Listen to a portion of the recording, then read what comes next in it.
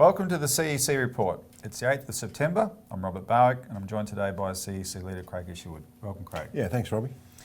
In this week's CEC report, does Australia want war in North Korea? Demand a diplomatic solution. And banking crisis management bill is a financial Patriot Act. So first, does Australia want war in North Korea?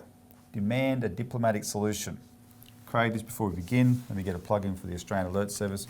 Some people say to us in comments on this program, "Oh, can you guys take more time to deal with stuff in depth?" Well, we have a time limit, so we do our best. But there's a reason they're asked. They want the information. That's what this is for, the Australian Alert Service, our weekly publication. It covers the subjects that we talk about. Call in and get yourself a free copy if you haven't had one before, and other people think about getting it regularly. This is, the premier political intelligence journal in Australia, frankly, and it actually gets read around the world as well. Because it's not just propagating the fake news line, Robbie, that the major press does, who have got intense agendas of actually pushing war. Yeah, we have an agenda. Oh, of course, which is peace and economic development. And what we try and do is point out to people where the alternatives are to the crises to the policies that cause the crises that are happening, and that's what we'll talk about in the case of North Korea. So, Craig, this North Korea thing has just gone off the charts in the last fortnight. Right now, there are serious comparisons being made about the North Korea crisis and the Cuban Missile Crisis, but there's a bit of a consensus that there is that comparison. But the North Korea thing is potentially worse.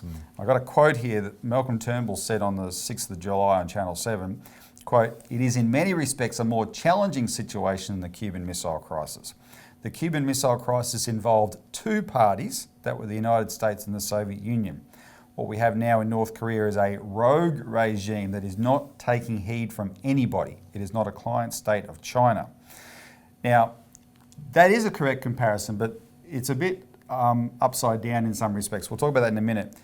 Before we get there though, I just want to talk about the reporting in Australia, because what you're getting in Australia on the reporting on the North Korean situation, it's very dramatic and it's one-sided. It lends itself to very dramatic TV graphics. That's that right. doesn't necessarily mean that it's truthful. Well, here's a sample of what we're talking about. Look at Channel 9 a few nights ago. Early flight data suggested the missile was more than likely a Hwasong-12, standing 16 metres tall and capable of travelling 6,000 kilometres. Taking off from Pyongyang, it flew 2,700 kilometres, passing over the northern island of Hokkaido before plunging into the ocean and breaking into three pieces. Now, when you see something like that, Craig, big graphics, etc., it's a general toning of the report, the tone of the reporting in Australia at the moment. It's all like that. You had this missile test over Japan. You had the ICBM was detonated on the weekend, right? On Sunday. They did the hydrogen bomb. The hydrogen bomb. So they did a hydrogen bomb test on Sunday. And this is all breathless reporting, right? And you get the impression, what is wrong with this Kim Jong-un guy? I mean, is he just there trying to blow up the world? There's something they're not reporting, though, in the general reporting of this. It's not being said, and that is that these are not provocations by North Korea. They're all reported provocations, but they're not provocations. North Korea is, in fact, reacting. What's it reacting to? It's reacting to the fact that right now, in South Korea, there is the biannual military exercises underway between South Korea and the United States, right? And we've got a few Australians over there as well. And these exercises, they simulate a war, they look like a war, and North Korea cannot afford to not treat them as if they're a potential war, right? And so there's that aspect of it.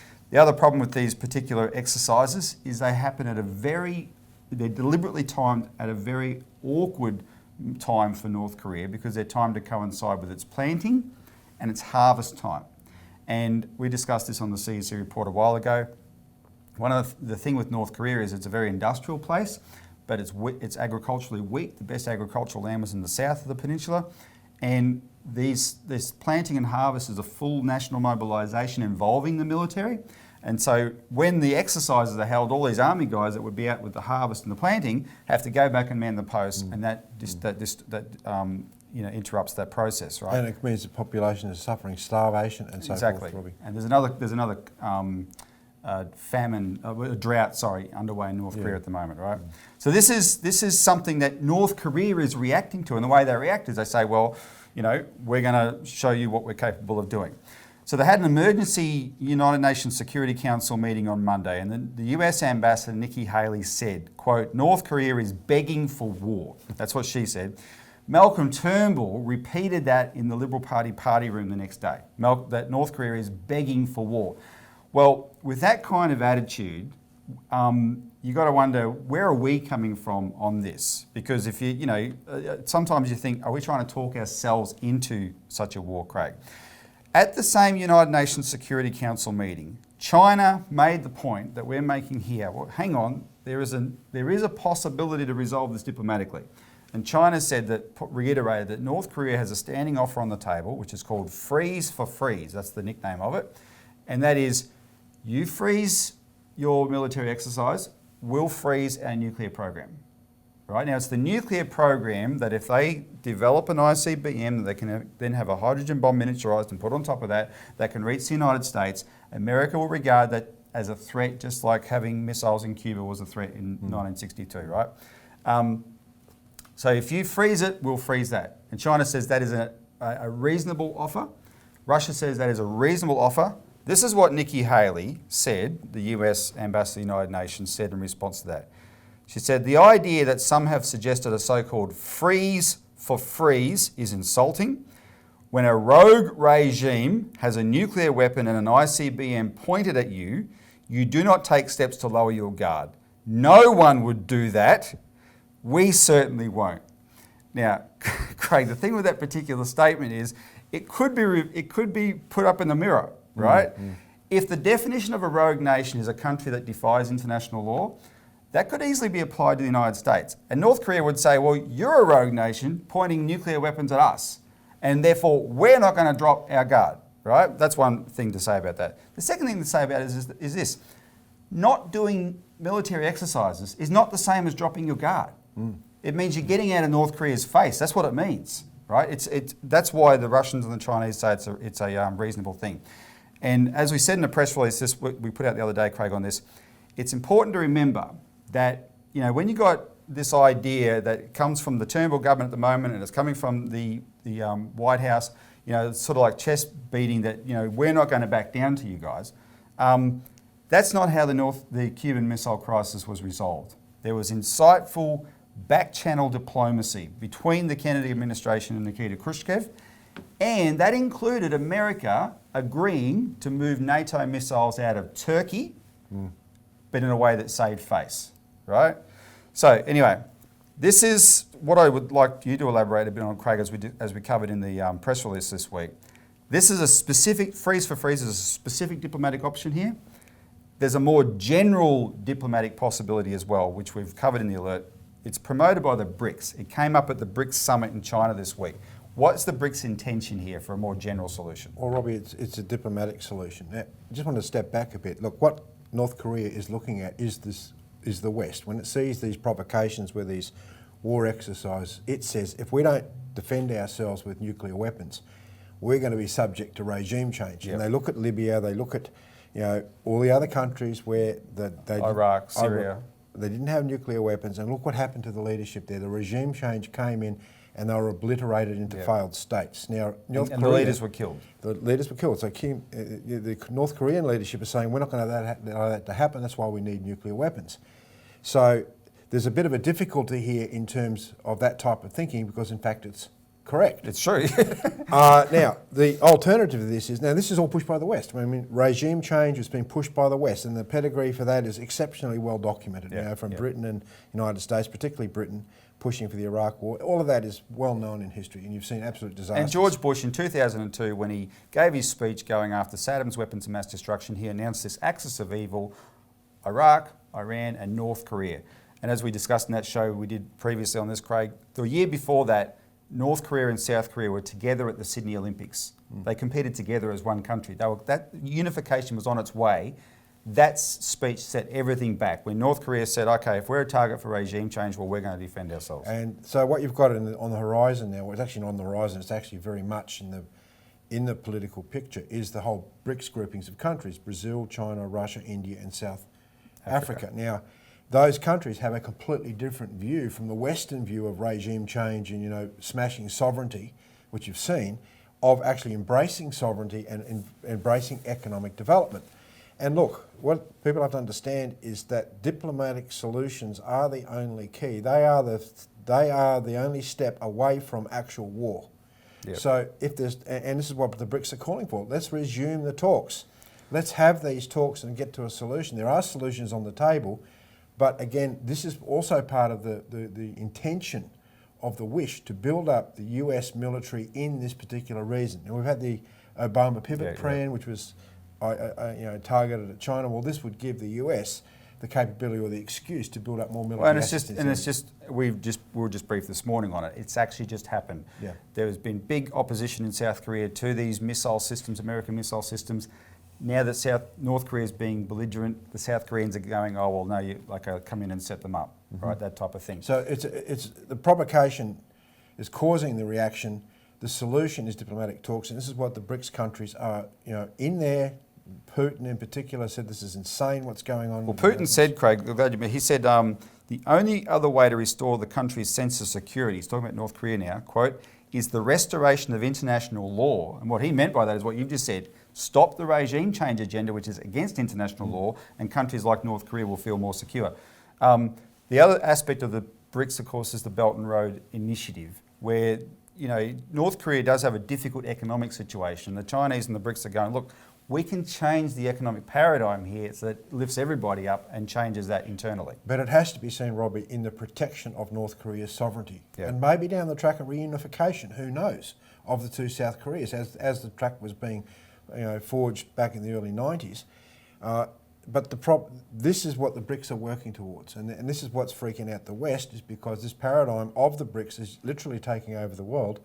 And let's not forget, we've got a global financial system which is collapsing behind the scenes, and any push towards war is seen as a way out for these people. Well, on that note, Craig, that's what we're going to talk about next. So we'll take a break and see you after the break.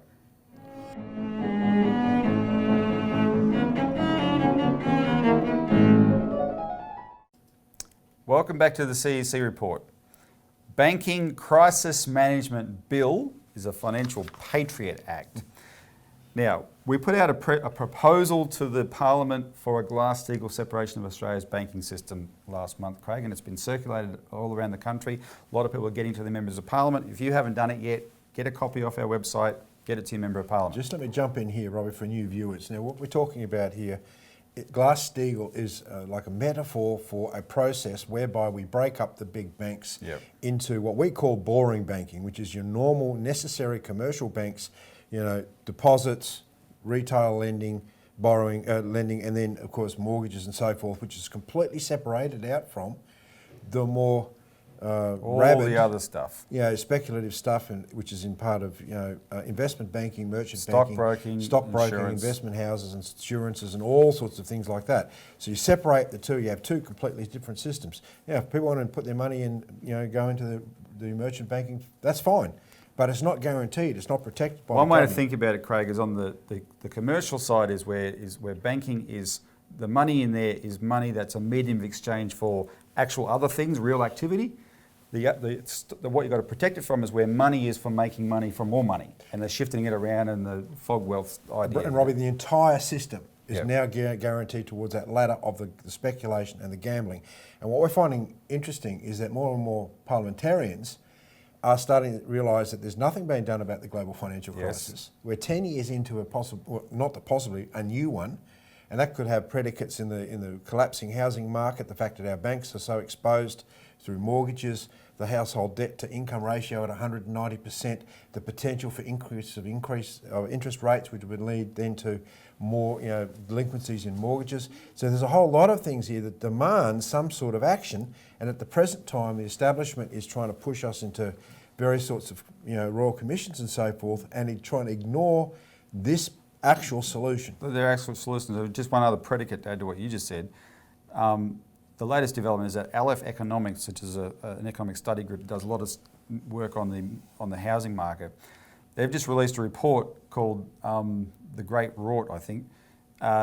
Anyway, the report shows that Australia's banks have built up a $1.7 trillion house of cards, they call it, because we have a practice in Australia which isn't that common around the world. It's sort of unique to here, where banks allow investors to use the equity from the so-called capital gains in their investment. They buy a property and then they claim the value's gone up.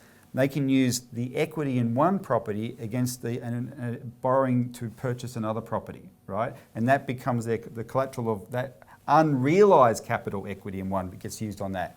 And so these are loans being made against values that haven't even been realised yet.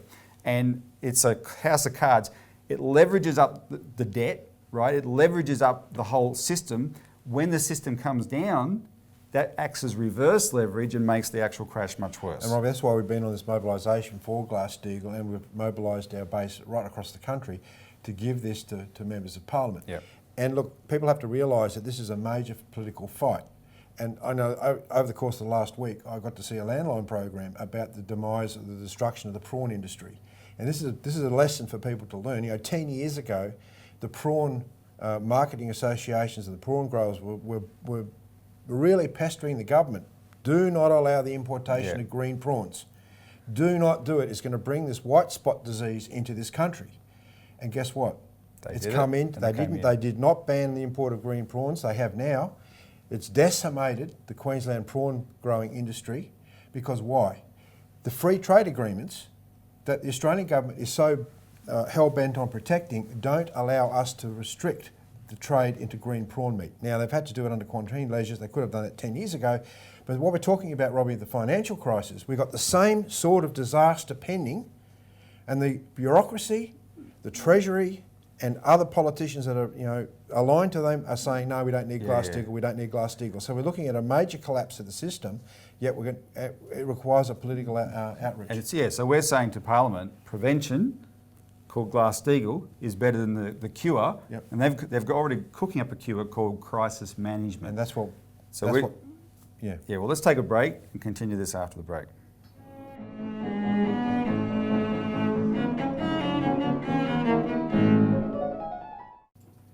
Welcome back to the CEC report, where we're discussing Banking Crisis Management Bill is a financial Patriot Act. And so the Parliament has before him, Craig, the option of prevention of a financial crisis or a cure, or reacting to it. And there's a bill that we've been exposing called the Crisis Management Powers for APRA Bill, however the specific wording of that is. So now, before I just go through the details, I want to mention something to the viewers who are regular and know that we've been encouraged to mobilise on this. Call your Member of Parliament, make a submission to the Treasury on this bill. We're getting kickback from the Treasury. They're not happy. There's signs of that from our mobilisation. We got a cease and desist order, Craig, from Treasury saying you're not allowed to use our logo on your Glass-Steagall graphic anymore. We've been using it for nearly 10 years, I suppose. So then they decided to get antsy about that.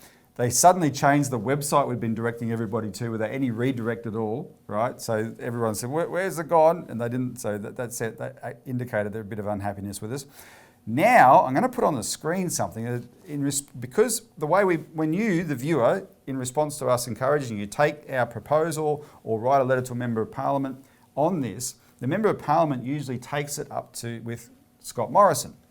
And so Scott Morrison has been bombarded with people saying, what about Glass-Steagall, from his fellow MPs? So he has to send replies. But he sent a reply to a Member of Parliament this week, which was shared with us. And what the reply showed is that Scott Morrison is not listening to his fellow MPs and taking their queries seriously. He's just resorting to form letters. And so you'll see that the letter he sent this week, which is on the right, and the letter that was sent from a Treasury official 3 years ago in 2014, and the markings are the only things that's different in those letters, right? And there's all these excuses why Glass-Steagall doesn't apply for Australia.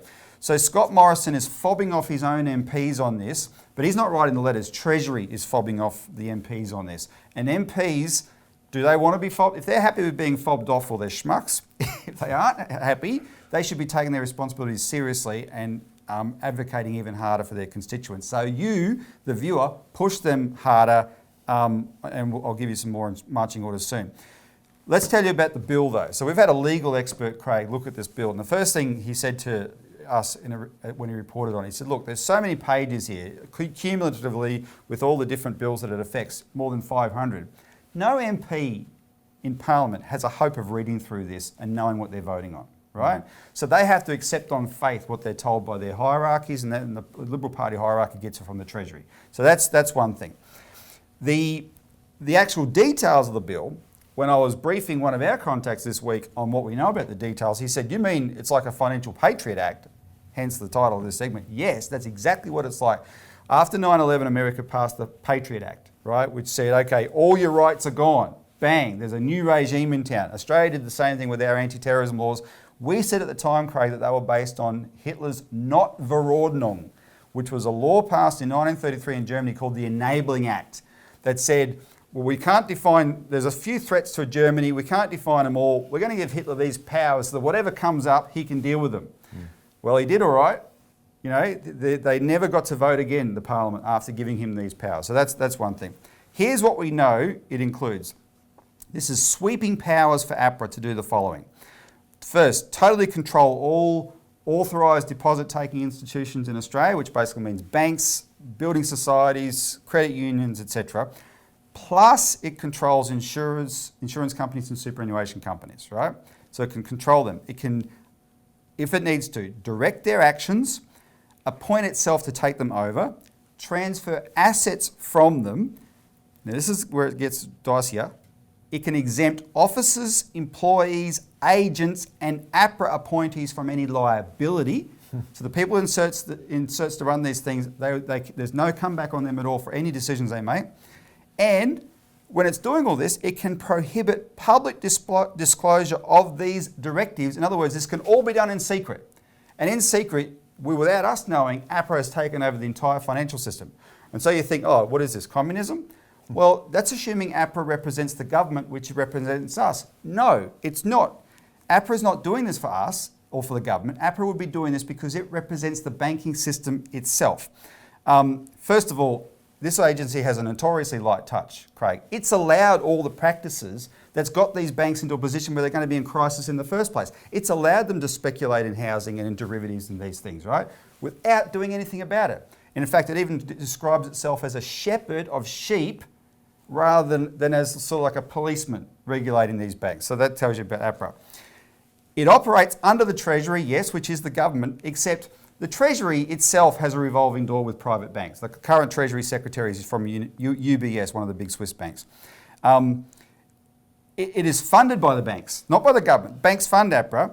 And finally, it really represents the Bank for International Settlements and the Financial Stability Board in Switzerland. Of course, they're the ones that come up with bail-in to say, when a financial crisis happens, from now on, instead of the banks failing, it's the people going to be taking their money to keep the banks propped up. So this is really, really crook.